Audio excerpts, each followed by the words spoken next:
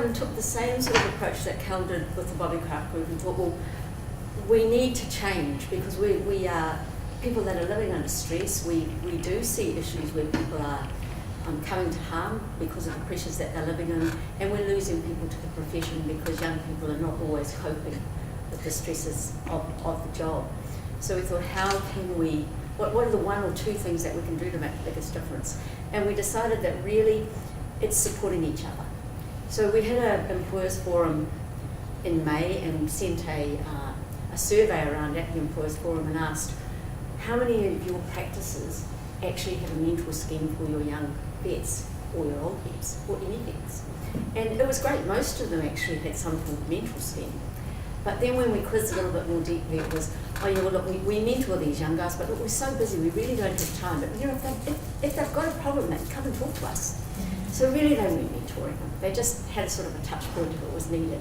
And generally everybody was so busy it wasn't needed.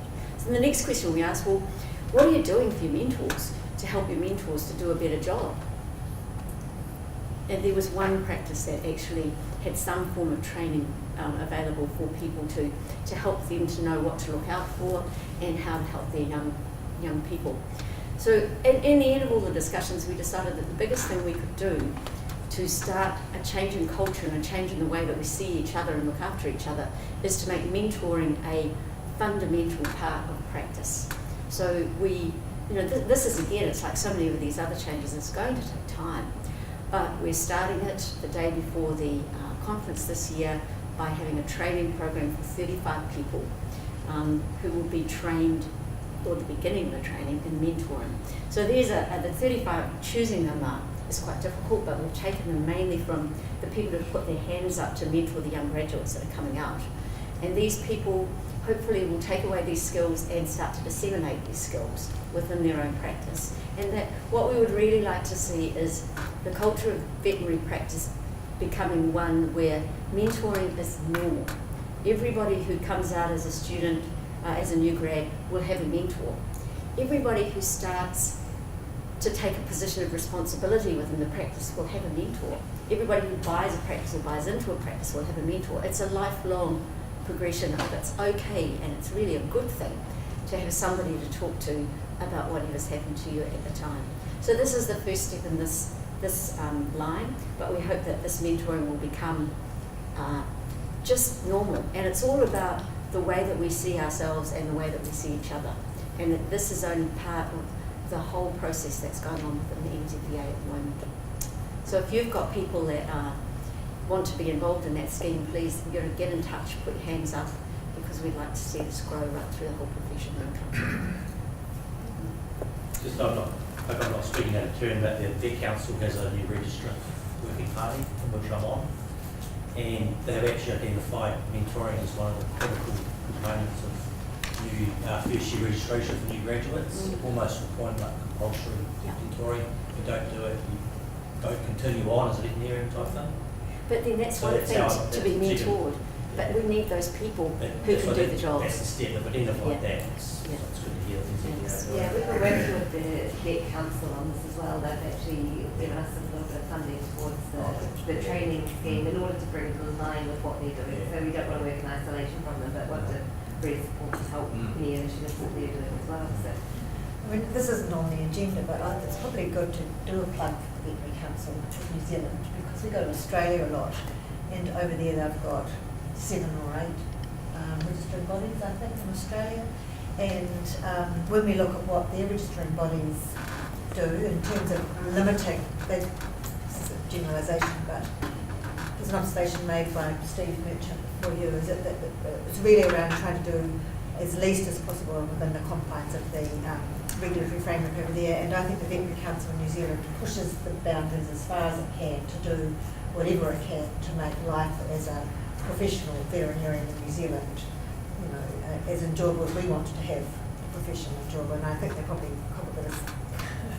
a bit of criticism from time to time, but these kinds of initiatives are often developed together with the Veterinary Council, so a plug for them. So I'll just talk about two of the things up there that I've been involved with. And this comes back to the wellbeing things really, and one is the wellbeing kind of on farm. and the other is actually probably our own well-being. So we are developing a nationwide veterinary-led animal well-being data capture and also on-farm program.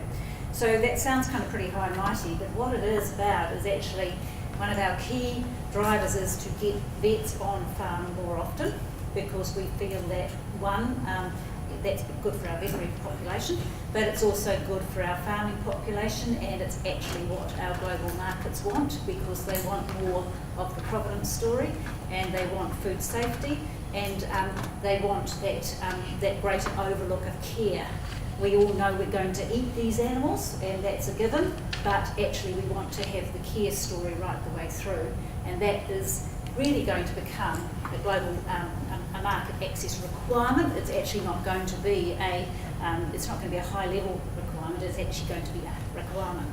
So this is a program which we hope to roll out, and it's actually interesting on a couple of fronts, because it's obviously a first, but it's actually veterinary practice putting aside some things and competing with each other, and actually realising that actually together is better, and that we could actually get some really amazing data here. So if we look at the antimicrobial situation, the only data we have is sale data, which is really big and raw, and penicillin into New Zealand, sold. It doesn't divide up into anything. So we are the ones who can actually provide some really high-level data, which I think that raw data puts us at number 3 on antibiotic usage on farm. I think once we get into our much more lower level data, our rating of antibiotic use will go way, we'll be probably top of the world, I would expect. So, this is an incredible opportunity for us. The other opportunity, as I said, is that we need to be able to tell the provenance story to sell our product. Our product is a fantastic product, and our farming systems are a lot more sustainable than a lot of farming systems around the world. But we need to be able to tell the provenance story, and at the moment we tell our provenance story by basically arrival at the meatworks and post-mortem inspection. We don't really have the metrics or the people going on farm to tell the provenance story on farm. Now, it's already been recognised that these the global markets are requiring provenance on farm, and you will find that the MPI type quality assurance people will need to be going on farm more often. That's going to be a requirement of us exporting. But we also need to provide some things like the metrics to support our farmers in this. So on the welfare thing, and if say ended up taking a photo, wouldn't it be great if that farmer was a well farmer or had a wellness program going? He knew his metrics on lameness, he knew his metrics on tail breaks, he knew his body condition scores, and he could turn around to SAFE and say, hey, this is my story, and it actually stands up. So that's what that's about, and I think that's going to be a real huge opportunity for the